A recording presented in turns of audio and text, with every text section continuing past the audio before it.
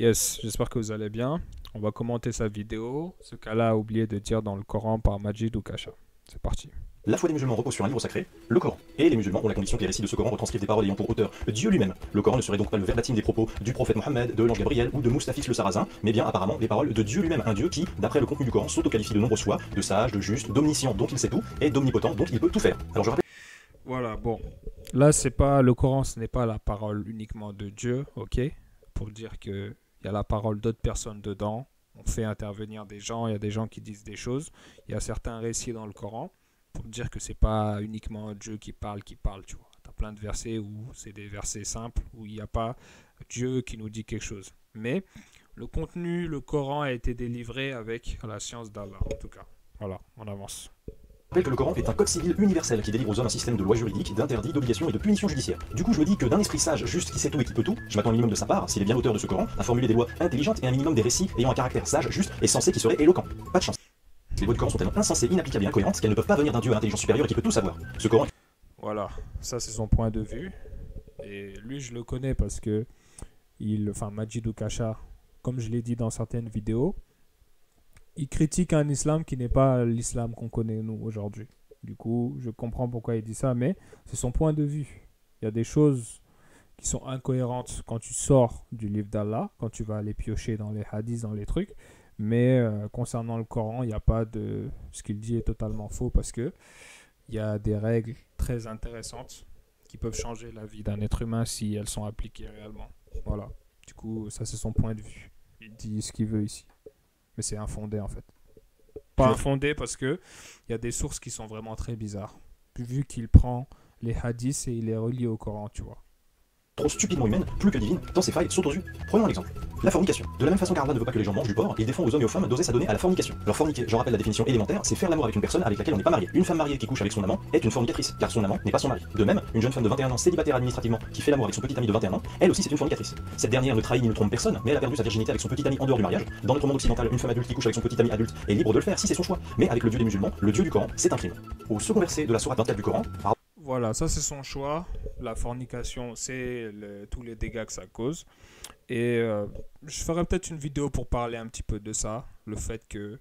Parce que les gens se perdent ici. Ils pensent que voilà, tu dois amener quelqu'un. Tu dois te marier absolument pour être avec quelqu'un. Tu dois mettre la bague au doigt à quelqu'un. Déjà, le fait qu'on met une bague au doigt à quelqu'un, ça c'est quelque chose qui a été inventé par des gens. Ok. Mais tu n'as pas besoin d'être marié pour bénéficier des atouts du mariage. Mais ça, c'est une vidéo trop longue et il faut l'argumenter pour la préciser. Mais la fornication a raison d'être bannie parce que c'est une turpitude, c'est une transgression. C'est du n'importe quoi, les gens. Qu'est-ce qu'un fornicateur? Je vais t'expliquer. Un fornicateur, c'est celui qui va coucher avec quelqu'un et il n'a aucun sentiment en fait. Il est pas qu'il a aucun sentiment, mais il n'est pas là pour faire du sérieux avec quelqu'un. Il est juste là pour coucher, satisfaire ses pulsions et voilà. C'est ça un fornicateur, en vrai de vrai. Et moi, je ne suis pas d'accord avec lui ici parce que la fornication a bien raison d'être bannie parce que ça fait une, ça pas que ça implique, mais ça exige une certaine maîtrise de l'homme comme de la femme vis-à-vis de ses pulsions, qui est une excellente chose d'ailleurs. Voilà. Allah demande que les fornicatrices et les fornicateurs reçoivent 100 coups de fouet, et il précise même que cette peine doit être exécutée sans que l'on éprouve de pitié pour les personnes fouettées.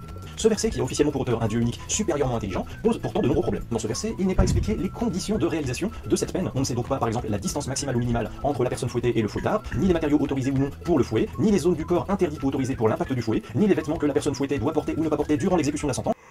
Ça, c'est du blabla, ça. C'est ce que je ne fais que répéter. Si Dieu donnait un livre où il devait détailler étape par étape la création, vraiment un livre détaillé de A à Z, ce livre ne pourrait pas être pris et lu par les êtres humains parce que ce serait beaucoup trop long. Si Dieu nous donne étape par étape tous les détails concernant une création qu'il a créée, on peut déjà faire des bouquins et des bouquins sur une petite chose, tu vois. Parce que je te donne un exemple, la plante, comment elle a été créée. Si tu as fait un peu d'SVT, tu vois qu'on peut passer des heures à écrire la science de ce qui se passe sur une plante, tu vois, par exemple. Et Dieu, c'est l'omniscient. Il y a tout un tas de conditions qu'on ne connaît pas, tu vois.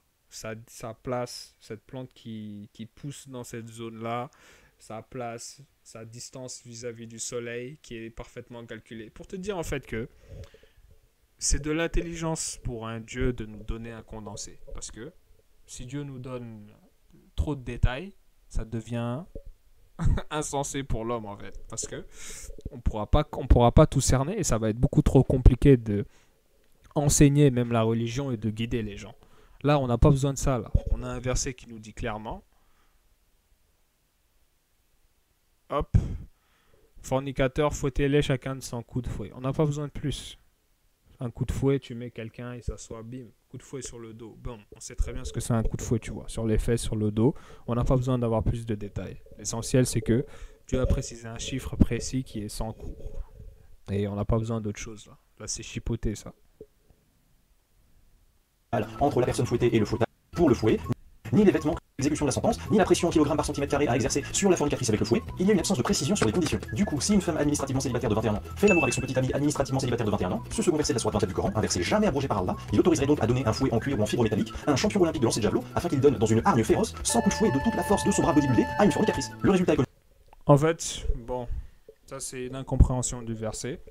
Parce que quelqu'un qui fornique, personne ne lui a forcé à respecter la prescription d'Allah. Et cette prescription arrive surtout pour nous montrer quelle est la position d'Allah concernant cette chose, tu vois. Là, Dieu nous montre clairement sa position. Comment elle est répugnante à ses yeux, jusqu'à mettre une prescription de fouet, tu vois. Bon, attends, je sais pas si ma caméra là, je suis un peu fatigué, je sais même pas si ça se ressent. Mais je pense que tu as compris et ça va être beaucoup plus clair maintenant que je vais t'expliquer. Qui a forcé là? Vous croyez que Dieu a forcé quelqu'un à...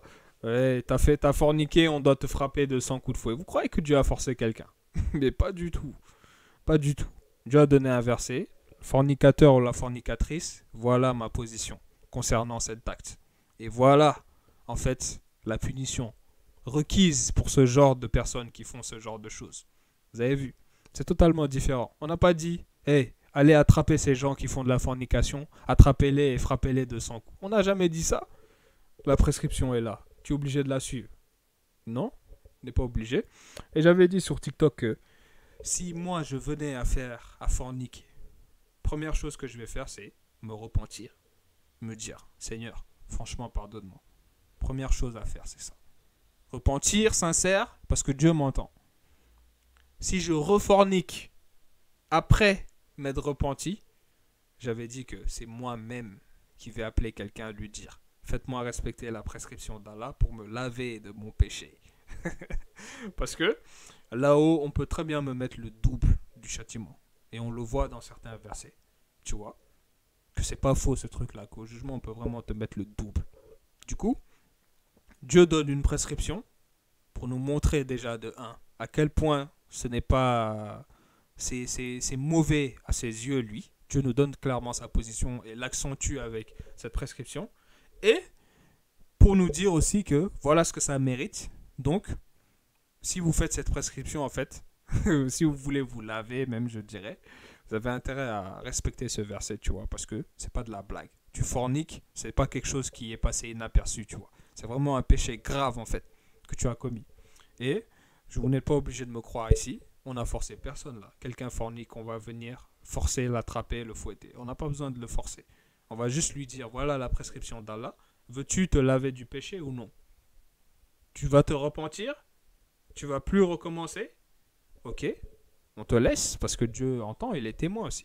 Tu recommences encore. Les gens commencent à le savoir, il y a des histoires sur toi, tu polémiques, on te chope, je sais pas comment. Et là, tout le monde se rend compte que tu as forniqué. Qu'est-ce que tu vas faire? Là, tu t'étais repenti, tu vas encore te repentir. Sache que Dieu a dit qu'il faut mettre 100 coups de fouet en fait. Et si tu refuses de les faire ici, ton sort est entre les mains d'Allah. Parce que si on te fout le double là-bas, c'est ton problème. Voire pire. Mais je vous conseille, vous qui forniquez, si vous vous repentez, vous recommencez, je vous conseille d'appeler des musulmans et leur dire, venez me laver de mon péché et venez me frapper les 100 coups de fouet que Dieu a mentionnés dans son livre. C'est juste un conseil. Faites comme vous voulez parce qu'on n'a forcé personne à respecter la prescription. Connue d'avance, la fornicatrice ne va pas supporter les 100 coups de fouet, elle va rapidement finir prostrée dans un bain de sang et décéder dans la foulée avec un tel bourreau, un dieu à l'intelligence supérieure qui demande de donner 100 coups de fouet à ceux qui font l'amour en dehors du mariage. Il n'aurait pas omis de préciser toutes les conditions de l'exécution de cette peine, il l'aurait encadré, il l'aurait limité un minimum. Ce verset semble trop stupidement humain pour être divin, tant on peut y trouver des failles énormes. Ça, c'est du blabla, ça. On n'est pas fou, nous. On n'a pas dit de tuer quelqu'un, on a dit 100 coups de fouet. 100 coups de fouet, on peut très bien l'imaginer. Verset pas suffisamment précis peut donner différents résultats. Décéquer la vie dans le meilleur des cas, ou un décès dans un bain de sang dans le pire des cas. Un autre exemple, le verset 38 de la sourate 5 du Coran, où Allah dit que le voleur et la voleuse doivent avoir la main coupée en guise de punition. Ce verset, qui révèle une loi brutale dont la plupart des musulmans occidentalisés ont honte, n'a jamais été contredit par le moindre autre passage dans le Coran. Nous, on le contredit aujourd'hui parce qu'on sait que c'est faux. On ne demande pas de couper la main. Couper dans le sens couper, tu vois. Parce qu'on a un verset qui a été traduit aussi par couper, qu'elles se sont coupées les mains, tu vois. En parlant de Youssef dans cette histoire-là, tu vois, que la femme du gouverneur, elle a amené d'autres femmes, et quand Youssef est passé, voilà, hop, on a un verset pour dire que elle se coupait les mains, tu vois, alors que personne ne peut se couper les mains, c'est insensé. Et c'est le même mot qui revient dans ce verset pour nous montrer que ce n'est pas couper la main du voleur, c'est plutôt la marquer en fait, marquer la main du voleur. On n'a pas demandé de couper complètement, cisailler la main, couper complètement la main parce que quelqu'un a volé quelque chose. Ça, c'est pas ce qu'on a demandé.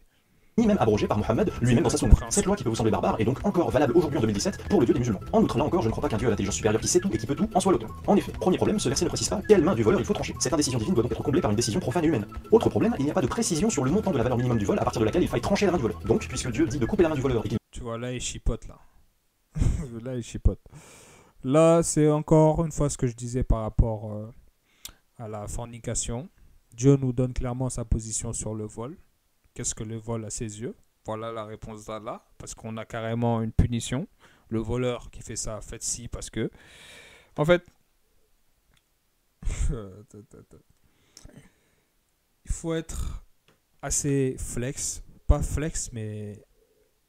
appliquer comme un robot les choses, ce n'est pas l'islam, tu vois. On ne nous a pas demandé d'être des robots. On a un cerveau, Dieu nous a donné un cerveau, il le montre dans des versets, qu'on peut réfléchir quand même. Quelqu'un qui vole un chewing-gum, je sais pas ou quoi. Déjà, on l'attrape, on va lui questionner. Pourquoi tu as volé? Pourquoi tu as truc? On n'est pas fou, tu vois. On va pas s'amuser à marquer les gens pour rien. Ça, c'était la première chose. Et tous les vols ne se valent pas. On n'est pas des idiots, comme je te dis. Quelqu'un qui vole un chewing-gum et tout, ou bien il a pris un petit sachet parce qu'il avait faim. C'est pas la même chose que quelqu'un qui s'introduit dans une maison pour faire un braquage, voler l'argent, les ordinateurs, tu vois. Là, c'est un vrai vol conscient, tu vois. Alors que il y a des vols on peut les laisser passer parce que c'est des vols, tu vois. Il est là, il vole un petit truc pour manger. Ça arrive souvent, c'est déjà arrivé. Plein de jeunes même dans certains pays ont déjà volé des petits trucs. C'est juste pour nous dire, le vol, c'est très mal et c'est pas apprécié par Dieu. Et si vous voulez punir un voleur, n'oubliez pas que cette prescription existe parce que marquez-le en fait, tout simplement. Marquez-le ici-bas, cette personne-là. Voilà. Hormis qu'il y ait les lois terrestres, ouais, il va aller en prison, il va faire ci. On parle de vrai vol en fait. Un vol vraiment... mais pourquoi? C'est quoi ça? Je commence à fatiguer. Mais je pense que tu as compris ce que j'ai voulu dire. Et cette vidéo est plus ou moins intéressante parce que je te donne une certaine compréhension de fond dans ces choses-là. Lui, il chipote là en nous disant ouais, on a oublié de préciser ça. Si Dieu précise là, comme je t'ai dit, ça va être trop compliqué. Ça va commencer, la religion va être trop compliquée pour nous. On va dire mais Dieu, pourquoi il a autant précisé? Il aurait pu au moins... Il ne va pas plus loin dans la précision du type. Pourquoi comme ci, pourquoi pas comme ça, tu vois. Les gens, ils vont toujours parler dans tous les cas. Quoi qu'on donne, ils parleront, ne t'en fais pas. De vol, si je veux, je peux couper la main d'un simple voleur de pommes. On aurait pu lui faire rembourser la valeur de... Voilà, ça c'est ce que je t'expliquais tout de suite là. Quelqu'un qui vole une pomme, on va pas couper sa main, on va pas... Déjà couper c'est faux, mais on va pas s'amuser à tous les marquer pour rien, tu vois. Ça dépend du contexte. Et, comme je te l'ai dit, on a la position d'Allah concernant le vol. Que c'est quelque chose de très mal, très mauvais. 3, 5 ou 10 pommes afin d'expier ou de racheter la faute de son vol, mais non, car Allah a juste dit de couper la main du voleur. Il crée ainsi une seule et même peine, aussi bien valable pour le voleur de pommes que pour le braqueur de banque qui a volé 20 millions d'euros. Autre problème encore, le Dieu supérieurement intelligent Allah ne précise pas d'âge minimum pour couper la main du voleur dans sa loi. Donc si je veux, je peux couper la main d'un enfant de 12 ans qui a volé une pomme. Il n'est pas précisé que cette loi concerne les voleurs adultes ayant atteint l'âge de 18 ou 21 ans par exemple, mais juste les voleurs. Cette loi qui dit de couper la main des voleurs mais sans jamais préciser l'âge minimum du voleur ou la valeur minimum du voleur. C'est ce que je disais tout à l'heure. On n'est pas des idiots, tu vois. On a un cerveau pour réfléchir. Dieu nous a donné un cerveau. Un enfant de 10 ans qui vole une pomme, tu vois, c'est pas un enfant qui va nous faire le plus grand braquage, le plus grand vol de sa vie, tu vois. C'est pas un enfant de 9 ans, de 13 ans, de 12 ans qui va s'introduire dans une maison la nuit, qui va braquer, qui va, avec toute une équipe, voler tout un matériel, voler une entreprise, aller braquer une banque, je sais pas. C'est pas un enfant qui va faire ça, tu vois. Un enfant s'envole, c'est soit on l'a commissionné, il vole pour des gens, ses parents, ses trucs, il se fait choper. Soit il vole parce qu'il a faim, il a vu quelque chose du truc, soit il vole parce qu'il n'a pas d'éducation. On n'est pas idiot en fait. On essaye, si on attrape un voleur, en creusant un peu, on saura si on doit le marquer, respecter la prescription d'Allah ou pas. Tu vois, on n'est pas des idiots en fait. Et on n'est pas obligé de la respecter en vrai. Je veux dire, est-ce qu'on a forcé quelqu'un à se faire marquer ici, encore une fois. Mais si on marque les mains des vrais voleurs, des gens qui volent, voilà, tout ça, on a à le faire. On peut respecter les prescriptions d'Allah, tu vois. Après, ça dépend des pays, mais je pense que tu vois. Pour dire qu'un pays qui respecte cette règle, on est plus proche de la piété que ceux qui ne la respectent pas, en fait. Tu as volé une maison, t'as chopé, et ben non seulement tu as les punitions que nous, on a créées, tu vas rembourser, tu vas aller en tôle, mais en plus de ça, on va te marquer sur ta main, on va mal te marquer. Voilà. Vol sans laquelle la main pourrait être coupée, c'est une loi issue d'un esprit humain sous-moyenâgeux et faillible qui n'a pas la créativité ni l'intelligence dialectique suffisante pour savoir être précis et clair dans ses commandements. Quand on crée une loi de boucherie qui demande de couper la main des gens, donc une peine irréversible, on est quand même plus précis et plus clair que ce que le Dieu des musulmans impose dans le Coran. Pourquoi croyez-vous que les musulmans font tant de louanges à leurs théologiens, leurs savants, leurs docteurs en religion qui étudient durant des années ou des décennies le Coran et ses textes flous et lacunaires? Tout simplement parce que le Coran est un livre imprécis, donc difficilement applicable. Si ce Coran avait pour auteur un Dieu supérieurement intelligent et éloquent, on en lirait ses lois et on en apprécierait la clarté et l'accessibilité, au lieu de se dire en le lisant, mais ça va dans tous les sens, c'est pas précis, on a l'impression qu'il manque plein de choses dedans. Chercher à prouver que le Coran est mal est utile, mais ça reste... Non, là il se trompe parce que Dieu dit clairement dans un verset que si la terre était peuplée d'anges, alors nous aurons pris en fait des anges comme messagers. C'est comme le fait que Dieu choisit des messagers humains pour venir parler à des humains, tu vois. Et il faut comprendre que cette vie, il y a tout un test qui est derrière cette vie, ok. Et ça implique des choses déjà. Et ça implique aussi le fait que si le Coran était trop parfait, les gens allaient croire directement au Coran. Et il faut qu'on filtre. Pour ça, ils ne comprennent pas. C'est triste à voir. C'est comme Dieu dit dans un verset. Ils n'ont pas étudié le livre comme ils mériteraient d'étudier. Et puis, en plus, ils adorent Allah, mais ils ne m'adorent pas comme je mériterais que l'on m'adore, en fait. Parce que les gens, là, ne réfléchissent pas. Il y a un verset qui dit dans le Coran que ne t'en fais pas en fait parce que on peut vraiment fournir quelque chose qui va forcer tout le monde à s'aligner, à s'incliner, tu vois. Faire sortir des miracles qui va tous les forcer à s'incliner, tu vois. Et Dieu va plus loin, donne dans un verset où il dit que on peut clairement faire descendre des anges, faire voir les anges à des gens. Mais Dieu va plus loin encore en nous disant que si on faisait ces choses-là, il n'y aurait plus de raison, le test. Ça n'a plus de valeur. Parce que si on amène des anges, les gens voient les anges, ils vont tous croire. Alors que il faut les tester d'abord. Parce que le but de cette vie, c'est réussir. réussir, atteindre la miséricorde d'Allah. Parce qu'on a fait tout un nombre de choses qui nous a amenés ici. On est là pour se racheter. Tu vois. Et rendre le Coran trop parfait aurait fait que toutes les nations du monde allaient croire. Parce que là, c'est trop détaillé. Il y a trop de choses. On sait bien que toutes ces informations maintenant sont archi-trucs. Mais non. Les gens ne comprennent pas qu'il y a une sagesse énormissime dans le fait de donner un contenu aussi pertinent dans les indications scientifiques, mais avec une certaine rétraction pour que les gens s'adonnent à la réflexion et pour que les gens gardent ou non la foi. Je dis garde ou non la foi dans le sens où il y a toujours une part où tu vas devoir faire confiance. Parce que la foi, si tu sais tout, ce n'est plus la foi là, tu vois. C'est évident, tu vois. Mais même moi, aujourd'hui, qui suis un serviteur d'Allah, j'ai la foi. Il y a des choses que je ne maîtrise pas, mais je garde la foi, en fait. Et pour dire que si le Coran avait été beaucoup trop parfait, là, il n'y a plus de foi. On sait que ça vient directement de Dieu. Mais là, les choses ont été faites de sorte que ceux qui vont faire les efforts vont se rendre compte que, oui, ce livre vient de Dieu, mais il y a toujours un petit mais qui fait que vous allez devoir garder la foi et persévérer jusqu'au bout. Parce qu'il y a des choses qu'on ne peut pas maîtriser. Mais les gens ne comprennent pas ça. Reste seulement une démonstration subjective pour la majorité des musulmans. Des musulmans qui sont endoctrinés pour être dogmatiques et fermés et qui trouveront toujours de bonnes raisons de justifier les pires interdits et obligations du Coran, même s'ils sont liberticides et barbares, tout simplement en se servant de la morale. J'ai donc plutôt choisi de chercher à prouver que le Coran est faux avant de prouver qu'il est mal. Chercher à prouver que le Coran est inapplicable, imprécis, incohérent. Et si mon travail de... Il ment parce que dire que c'est inapplicable, tu vois, il va trop loin lui. Mais je le comprends parce que, comme je l'ai dit, il ne critique pas l'islam là, il critique une religion d'associateurs qu'on ne suit plus aujourd'hui. D'associateurs parce que c'est pas l'islam de Dieu que les gens suivent là, où on coupe la main, où on va tuer des gens au nom d'Allah, où on va, je sais pas, faire du n'importe quoi. Et c'est pour ça même que ces pays, personne ne veut y vivre parce que c'est compliqué, il y a des règles bizarres, les gens veulent quitter ces pays pour aller ailleurs parce que les gens ne suivent pas la religion d'Allah, la vraie en tout cas. critique rationnelle vis-à-vis du Coran dont je vous ai présenté quelques bribes vous intéresse, sachez que j'approfondis et développe les quelques exemples que je décris dans cette vidéo, et encore une bonne centaine, au sein des chapitres 3 et 4 de mon livre Il était une fois l'islam, un livre de presque 450 pages qui vous exposera méthodiquement l'ensemble des raisons qui m'ont fait perdre la foi en l'islam. Des raisons qui m'invitent à penser que le Coran est une œuvre plus humaine que divine. Un Dieu qui a besoin à ce point-là que des humains le justifient, le clarifient. C'est ce que je t'ai dit tout à l'heure. J'ai trop répondu, j'ai bien répondu à cette question-là devant vous. Que le fait que notre Seigneur aussi, c'est qu'il faut comprendre les choses. Mais là, je pense que tu as mieux compris. Les choses là ne sont pas faites pour que les gens croient d'un seul coup. Non, les choses sont faites pour que les gens se soumettent et décident de leur plein gré de se soumettre, malgré qu'il y a des incompréhensions, parce que c'est ça la foi. Sinon, c'est pas la foi. Et je t'ai donné tellement de versets pour justifier mon propos, pour dire que cette touche où les gens commencent à se dire mais est-ce que ça vient vraiment de Dieu? C'est fait exprès, les amis. Soyez lucides ici. Complète ses manquements, comble ses indécisions, C'est pour moi c'est trop filtrer suspect. en fait.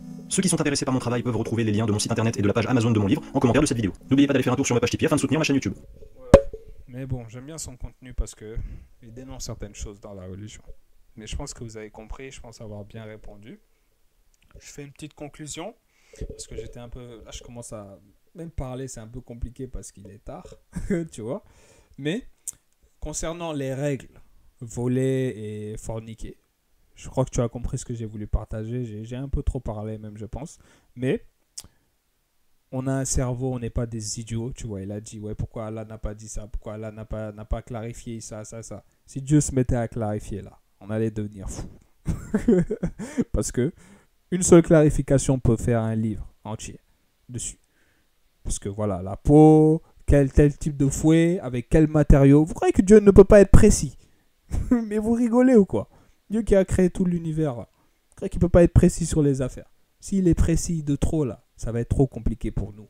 Et vous le savez. Mais on n'est pas des idiots, nous. Un enfant qui vole à manger une pomme, on va pas le marquer pour rien.